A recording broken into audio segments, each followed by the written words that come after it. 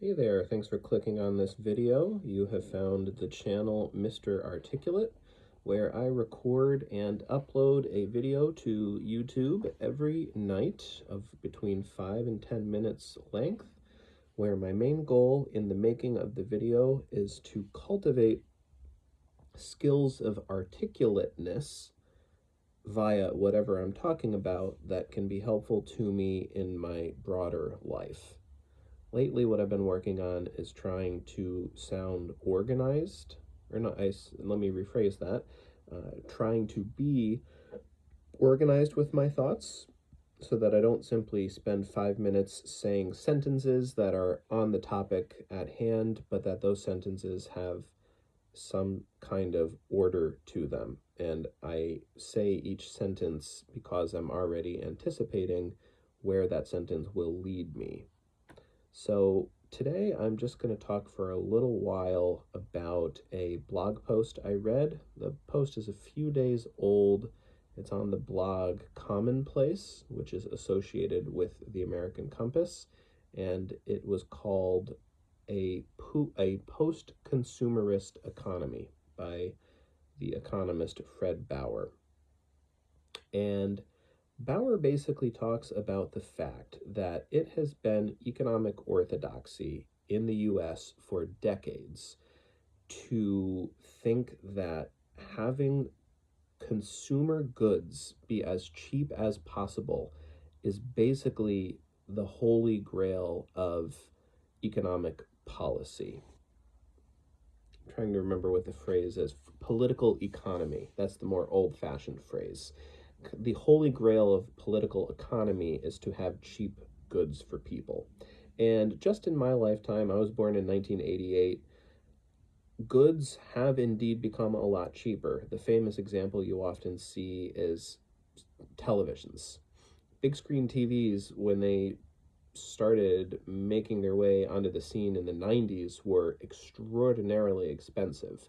Now, basically anybody can walk into a Best Buy and buy a massive flat screen TV without it being the defining purchase that they make all year. It's just kind of a thing you can just go buy. And economists basically have always looked at that and said, hey, if goods are getting cheaper, then that's great, because economists, you could almost call it, have consumerism brain. They just think that cheap goods for consumers and the ends of political economy are one and the same. So Bauer's argument is that this is not so at all, and that we need an economics and a political economy that is not only about consumerism, but is also about production.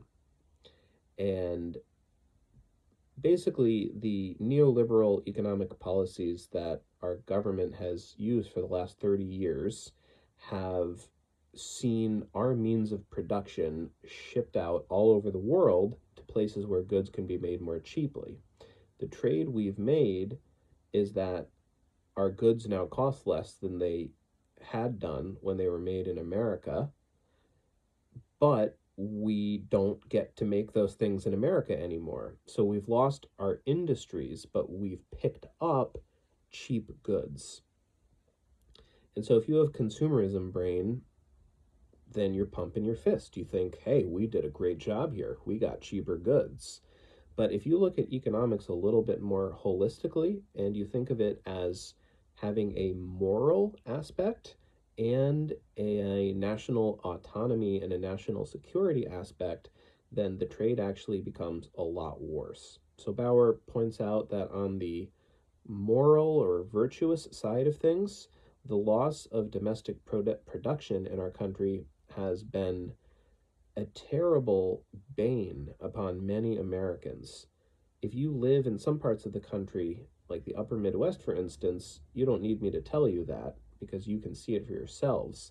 I live in the Northeast, and I think people who live more toward either of the coasts, we hear that the deindustrialization of the Midwest was bad for the Midwest, but we don't see it. And a lot of elites on the coasts, they don't really care at all. And part of that might be callousness or indeed even bigotry against downclass people whom they don't consider the glamorous type of downtrodden person. But it also, I think, partly comes from just simply not comprehending that it's real. It's kind of like if there's a horrible earthquake in Bangladesh and lots of people die. That is an awful, awful thing. But if you're living halfway across the world, it can be a little hard sometimes to realize that this thing really happened. You hear thousands of people died and it's almost like a number to you. And it you have to stop and make an effort to realize the reality of what's happened. It's probably not a very good analogy, but I don't think people on the coast realize how bad deindustrialization has been for formerly heavily industrialized parts of the country. And that's been bad for us, and our national security has also taken a bad hit because we are increasingly dependent on foreign countries, not just to make our little trinkets that you can buy at a dollar store, but really important things. So, an example that Bauer cites is medical supplies. If China ever decided to invade Taiwan, and theoretically, anyway, our country is committed to militarily defending Taiwan from China if need be, China could snap its finger and bring our entire healthcare system to its knees because we rely extremely heavily on Chinese produced medical equipment to provide healthcare in our country. So, right now, at this moment, that's not a problem. But if the relationship between our two countries changed enough, it could suddenly become a terrible problem. And likewise, China, if it may very well have the capacity soon to completely overwhelm the American auto industry, particularly the American electric vehicle industry, which would bring down our automobile industry, but it would also have a severely bad impact on a lot of other industries that are closely related to automobile manufacturing. So Bauer basically says that for our national security purposes and our well-being as Americans, we need to reshore production in the US of manufactured goods. And yes, that will make our goods more expensive, but that is no be all end all. Because again, I was born in 1988. I have lived through this really steep reduction in the price of all kinds of goods. I've lived through it. I've also watched as the people around me in my country have become less and less happy. People in America are not as happy. I'm age 36 right now than they were when I was 26. And when I was 26, I think people were somewhat less happy than when I was 16. 16 to another 10 years back to age 6, I guess I can't really speak to that. But boy, everything's so cheap. And yet, our fiber as a country is weaker. Our fiber as individuals is weaker. And we are very exposed to the vicissitudes of geopolitics because we have basically taken out our organs and put them in the hands of people with whom we are friendly enough today, but we might not be tomorrow. And so that's it. I told you guys at the beginning of the video that my goal with these videos is to speak in a more organized way.